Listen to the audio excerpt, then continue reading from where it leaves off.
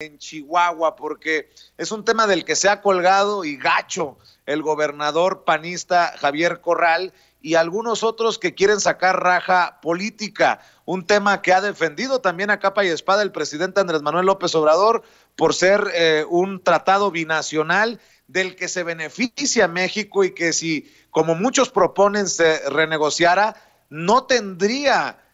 pues los beneficios, los términos tan importantes para nuestro país, pero para que se vean los tamaños de la politización de este tema. Y obviamente también hay que hablar de las fallas de la CONAGUA, la Comisión Nacional del Agua. Mi querido Jesús Lemus, a ver, danos la perspectiva, ayúdanos a entender de mejor manera esta situación. Sí, gracias, mi querido Vicente. Mira, el asunto creo que va muy de la mano con lo que señalabas en relación a los expresidentes que se tienen que enjuiciar y que, bueno, el balón está en la cancha ahorita de la Suprema Corte de Justicia de la Nación y serán ellos los que definan, como tú ya bien decías, estar de qué lado en la historia del país, si del lado de la corrupción o del lado de la población que realmente quiere. ¿Por qué te comento esto? Pues porque precisamente tenemos hoy en México un grave problema que es el arrebato del agua, porque eso es lo que ha venido siendo. Esa es la herencia que nos dejaron las últimas 3 administraciones federales de cómo se distribuyó el agua. Y déjame te digo así muy rápidamente que la Comisión Nacional del Agua, que es el ente regulador de la administración del agua en México, pues ha venido actuando de manera facciosa, más allá de lo que es el Tratado de Aguas internacionales que mantiene México con Estados Unidos, donde México se queda con 2.096 millones de metros cúbicos de agua al año de los ríos Bravo, Conchos, se va el otro, de los ríos, de los afluentes del norte del país, y Estados Unidos se queda con 431 millones de metros cúbicos. Más allá de eso, creo que es la actuación perversa con la inercia que se le dejó a la Conagua en estos últimos 3 sexenios de Vicente Fox, de Felipe Calderón y de Enrique Peña Nieto. Te lo pongo así muy claramente. Actualmente en el país, antes de tocar el tema de Chihuahua, actualmente en el país hay 916 conflictos o zonas regionales donde se está dando conflicto por la disputa del agua, que ya la arrebatan las empresas, que no le llega a algunos productores agrícolas pequeños, que tampoco está siendo suministrada de forma adecuada a través de los sistemas de agua potable municipal, o simplemente que la Comisión Nacional del Agua no autoriza pues permisos para la perforación de nuevos pozos. Bueno, te comento que de esos 916 conflictos que existen en el país por el agua, donde ya hay violencia, como es el caso de La Boquilla, allá en la zona de Camargo y Delicias, pues como esos 916 conflictos, te quiero comentar que de esos fueron 510 los que se gestaron durante la administración del presidente Felipe Calderón. Otros 312 fueron los que brotaron en el periodo del presidente Enrique Peña Nieto, y poquito más de 100 fueron los que se manifestaron durante la administración del presidente Vicente Fox. O sea que aquí en este caso, y ya que hablamos de enjuiciar a los presidentes de la República, creo que sería muy conveniente revisar a fondo cómo fue su actuación, no nada más en lo que se refiere al manejo de los recursos económicos, porque finalmente, sí es cierto, eso es un desfalco, pero pues nada tiene que ver 26,000, 100,000, 200,000 millones de pesos comparado con el arrebato de recursos tan importantes como puede ser el agua, los bosques o el propio territorio. Entonces, creo que debemos de pensar muy bien a fondo. Yo es una constante que he mantenido en los últimos años, de insistir sobre cómo fue que nos saquearon estos ladrones, los últimos 3 expresidentes de la República, cómo nos saquearon, cómo nos robaron, porque nos quitaron hasta lo más elemental que era el agua. No nos quitaron el oxígeno porque simplemente no podían, no nos quitaron el aire porque no podían hacerlo. Si hubiera una forma, te apuesto que en este momento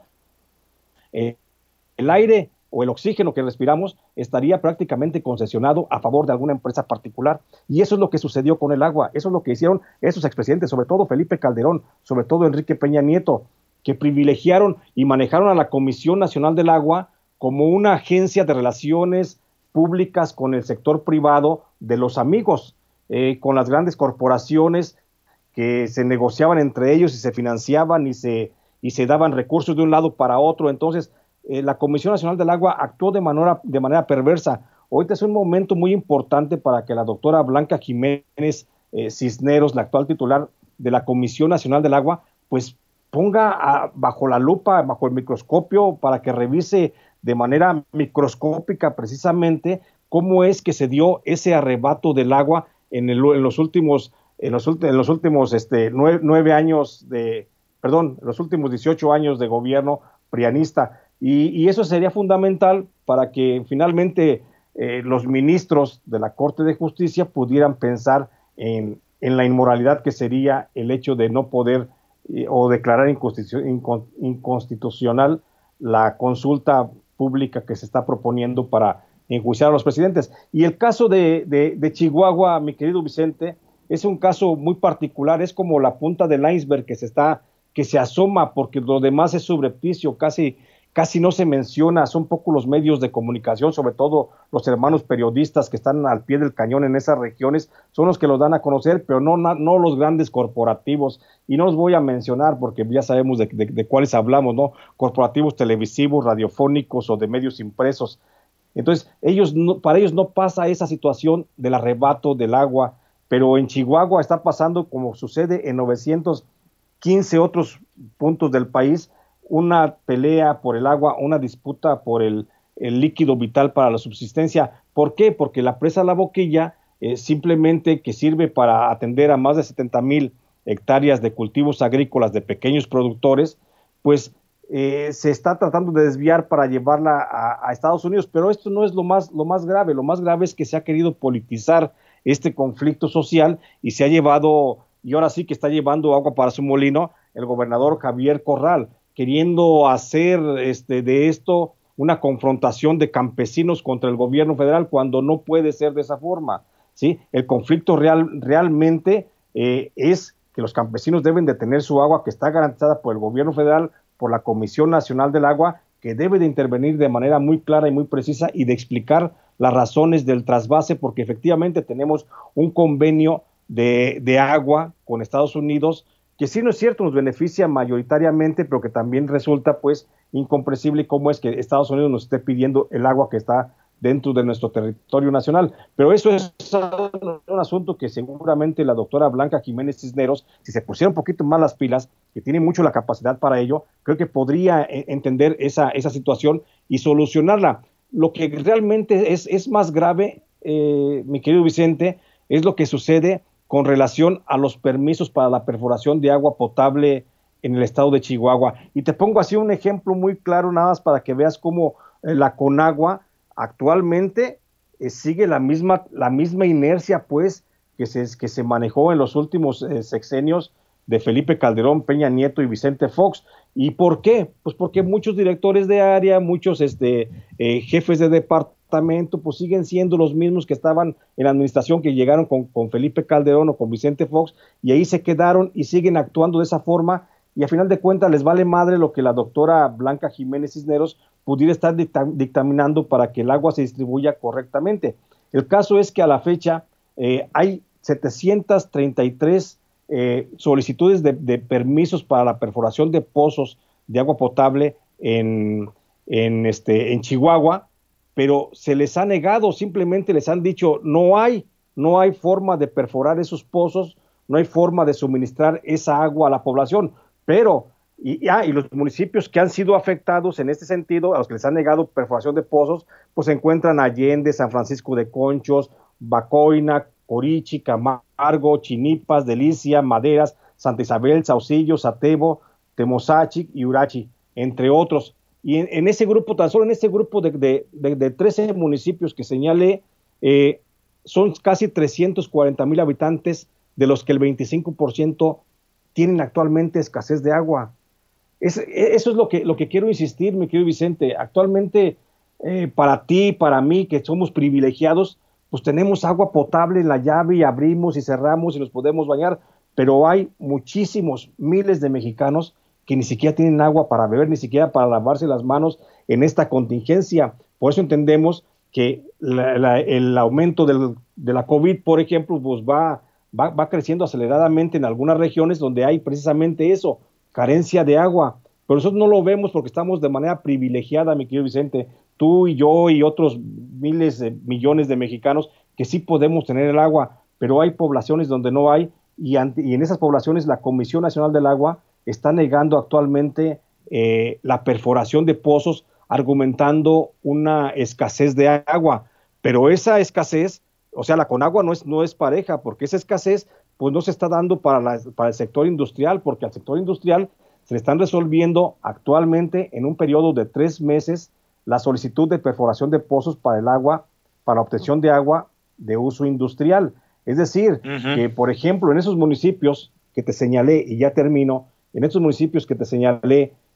donde se ha negado la perforación de pozos, pues hay otras empresas como productores de leche, promotora a la industria chihuahuense, proyectos industriales Carnemart, Rexel, Ronci, SADCB, Ciénega Los Padres, Francisco Villa, Santa María del Mirador, o Sigma Alimentos, o Villarcayo, Sociedad de Producción Rural, entre otros, que ellos sí pueden, sí tienen la autorización de la Comisión del Agua para perforar, obtener agua y darles de beber a sus vacas, a sus puercos, sembrar sus cultivos, pero no hay, la Comisión Nacional del Agua dice que no hay agua pues para los ciudadanos, y ese es el grave conflicto, ese es un problema que se tiene que resolver, creo yo, de manera muy urgente, mi querido Vicente.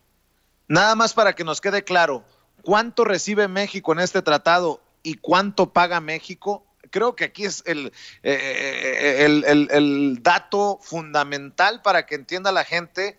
quién está tratando de sacar raja política. Este tratado, creo que es desde 1944, si recuerdo bien, entre México y Estados Unidos, es beneficioso, es ventajoso para México. ¿Nos das ese dato, mi querido Jesús? Sí, por supuesto. Mira, México recibe 2,096 millones de metros cúbicos. Para que no nos perdamos en cuánto es un metro cúbico, pues te voy a decir que 1,000,000 de metros cúbicos, como ya lo habíamos platicado en otra ocasión, 1,000,000 de metros cúbicos de agua es la cantidad que cabría si pudiéramos tener un recipiente del tamaño del Estadio Azteca. Entonces, México recibe con este tratado 2,096 veces el agua que cabe en el Estadio Azteca, mientras que el gobierno de Estados Unidos recibe solamente 431 veces esa agua, es decir, 431 millones de metros cúbicos. O sea, en pocas palabras, sí nos beneficia el tratado de aguas